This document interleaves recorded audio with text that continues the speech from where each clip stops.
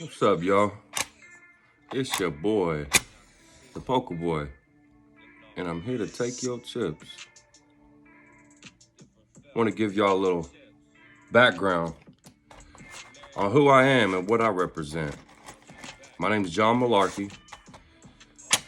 Been going by Jack my whole life. My grandfather's name was John. That's whose pinky ring I wear is my grandfather's. And I was destined for this game we call poker. I got this Jack of Hearts tattooed on my arm. When I was 17 years old, I traded like 7 grams of weed and like $40 for it or something. Didn't even play poker yet. I always played card games with my grandmother. Rest in peace, Gigi. But when I found poker, it was the perfect time because my daughter's mom had just cheated on me with my best friend. It took me about 6 months to find out. So long story short, I used poker not only as an income, but as a way to get away from my daughter's mom to get over her. So fast forward, I'm now in Cincinnati, Ohio. I went to Ohio for about 4 months when my daughter was 6 months old. Lived with my sister, who I'm now working for at Found Village. You can check that out. It's a nonprofit organization. And I ended up getting robbed with the kid I was playing basketball with about 2 or 3 times a day. Thought we was gonna go smoke with some girls. He basically just set me up, choked me out, redirected me. I've been redirected my whole life by putting God first, or what I think to put God first, and not live to my own understandings and my own standards. I try to put God first with the morals my mother and father taught me, and to just be the best I can be at what I'm good at. Now, when I was 25, about 8 years ago, I was just middleman and doing a little this and that in the streets, helping my pops with his mom and pop store, and playing poker. I'd host a home game about twice a week, make about $300 to $800 from that. And I let one of my best friends move in with me. And, it was our party years in the summertime. And he decided he wanted to get off Xanax and take Molly and rob a bank. Well, he decided to use my gun and come back to my house with the money and gun. So I could have done a conspiracy charge. But he cooperated. We gave the gun and money back. And nothing happened except for me opening up the Bible that day. It was my daughter's 8th birthday. I'll never forget. 3 all black SUVs pulled up to my parents' house having a birthday party for my daughter. And he cooperated, and they said they were basically gonna look out for him, give him the minimum sentence because he's never had a record or nothing like that. But I opened up the Bible, Ecclesiastics, and it said, whatever you find your hands to do, do with all your might. And I got chills. I started studying poker, and I knew I wanted to be a poker player, but growing up a Christian, I knew my parents, wouldn't support me in that. And that was big for me to have my parents support me in my decision in life and what I wanted to do. So I came across an article, the Mizrachi brothers. They had an academy down in Miami, down in Fort Lauderdale, Florida. That was perfect for me, right? I can become a poker dealer, learn the game, and then challenge myself to become a poker player with all the knowledge I've known from playing. So that's what I did. Shout out Stacy Matson, Stacy AC. I went down there for 6 weeks, took the class, passed. She called me back, asked me to come back for a class. It was just a week or 10 days to learn the 19 or 21 game mixes for the WSOP and give me a spot at the WSOP. This was like 2016. So I moved out to Las Vegas by myself for 7, 8 weeks. I dealt the WSOP. I loved it, everything about it. I did good while I was playing out there online. I came back, and my wife and I had a son that I had to leave to chase these dreams. So I left him when he was about a year old. So the following year, in 2017, I took my wife and my son with me, and we moved to Las Vegas. All I had was a job lined up at the WSOP and about $1,500. So we were staying at the budget suites, the weeklies.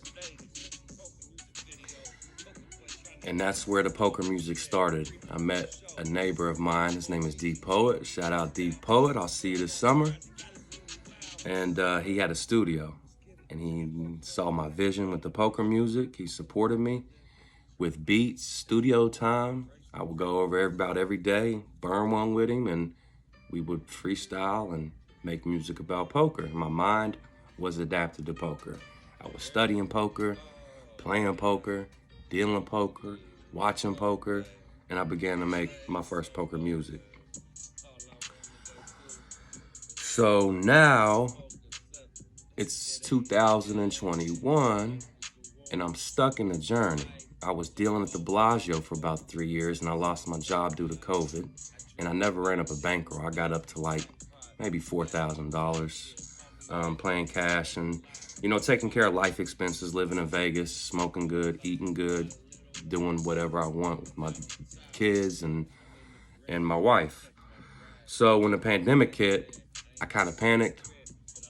We had planned on moving back to the East Coast in August, which is about 8 months too early. I have a daughter who I was telling you about. She's gonna be 16 next month in July. And we're gonna move back to, to finish the proms and the homecomings and to be around her while she graduated high school, and then plan to move back out to Vegas to find our careers and to pursue the rest of that. So now we're in Cincinnati, Ohio, working part-time for my sister at Fountain Village. I've been grinding at the Hard Rock. I think my hourly is like I'm making like $47 an hour there. But my graph is crazy. It's been, 6 winning streaks in a row, and then I lose 5 in a row. It's been tremendous.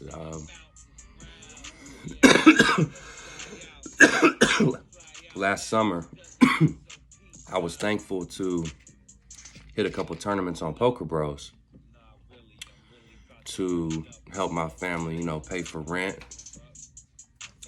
car payments, insurance, all that stuff. I had a 3rd place in a high roller for $16K.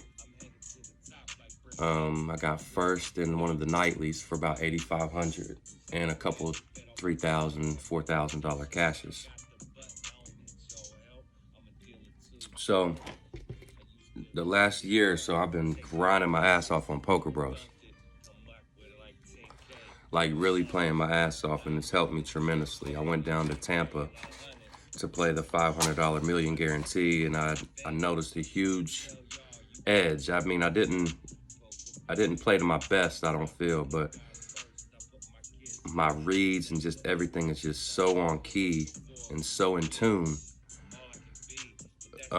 And I feel that's because of my dealing experience and playing on Poker Bros, looking at the ranges and charts and studying and loving the game and praying before I play and just doing what I need to do, prioritizing.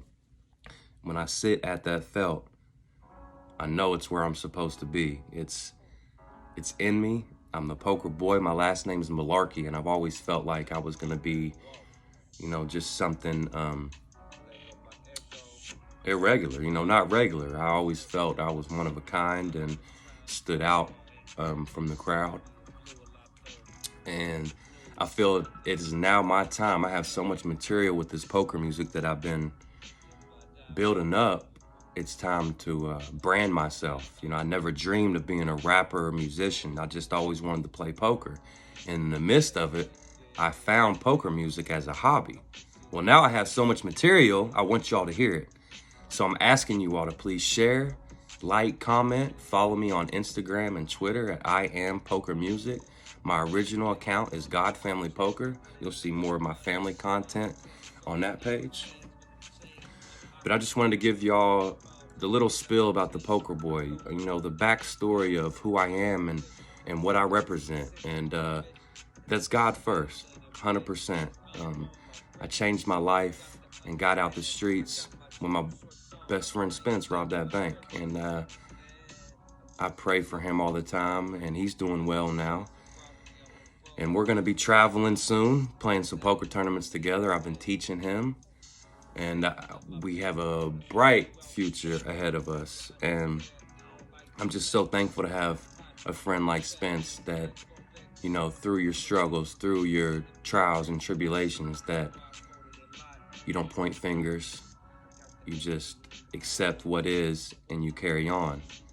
And I have a couple other friends, Sean Hornbuckle and Jared Lapsley, that have been in my corner as well, that have helped me, you know, morally. You know, I call him and ask him, you know, what should I do? Like, I want to go to Vegas for this poker tournament, but, you know, I got this family shindig. You know what comes first, Jack? Does family come first or does poker come first? And that's been part of the reason why I've struggled so much, is because I've had to balance out, you know, my family, my kids, and then poker. So it hasn't been everything that it seems, you know, on Instagram or what I talk about in my songs. It's definitely been a struggle, and we all struggle with poker, but to be able to balance out when you lose and to spend that time with your family and to take breaks and, you know, to still be studying in the midst of it, to know that game selection is key, to bankroll management, to not play over your limits, and, you know, to not be shooting at tournaments if you don't have the money. Grind up cash or online first. I've learned so much through poker, and I have a platform now, and I want to share it. And I want to use YouTube, and I'm going to start creating daily content for the poker players all around the world to understand the life and the struggle of a poker player. It's not all, oh, I'm winning, I know I'm the best. No, check out Brent Kenny. He was the chip leader of the 10 million, the win yesterday. And in 2 hours, he was out of the tournament. Top full house versus quads. And just like that, you know, you can hit a fork in the road and don't know which way to go, or, you know, hit a 12-game losing streak, or brick 18 tournaments in a row before you bink one. And life is about finding yourself and being okay with your journey and stuck in your journey. And I can honestly say that I was found here in Cincinnati helping these kids that grew up in foster families and grew up with no fathers, no mothers in some cases, to give them direction. And I have been blessed with the mother and father that still to this day call to check on me and give me support. They haven't helped me financially in years, but man, they did ever when I had my daughter at 17 years old. They helped me tremendously mentally to help me mature, because my daughter's mother was only 15 years old. She had to finish high school as I was at home with my daughter for the first 2 years, because my mom and dad both work full-time jobs. So I raised my daughter the first 2 years, even going through that trouble with her mother. We tried to make it work, and after about 2 years, I was like, I can't do this no more. Like, obviously, for the mental reasons. So I finally got over that. But now I have 3 kids, Jacqueline, Jackson, and Ashton, my 3 different women. I love them all dearly. And I'm about to take the transition to move my family back to Vegas, get my dealing job back at the Bellagio, shoot at more tournaments, and I'm gonna start streaming on Twitch and going live more often and interacting with you all. And I appreciate all your support with the poker music. I will be releasing Poker Mood. I haven't set the date out just yet. I'm waiting for a couple names to contact with and to see if I can get them in a music video or some type of interaction with the PokerBoy to get them involved. I'm gonna give a shout out to Andrew Nemi and Jamin Burton, a couple other vloggers for using my poker music on their vlogs, on their Instagram, Think Blue Poker. Steven, appreciate you, brother. Everybody in the poker community, my mind's adapted to poker. I'm locked in. I'm gonna keep outputting poker music. I appreciate if y'all would share the content and put God first. Before you pray, just say, Lord, I wanna thank you for this life I live, the opportunity to play this game I love, and let me run good today. Let me catch cards and bless this session, Lord. In the name of Jesus, I pray for all y'all daily. God bless. PokerBoy.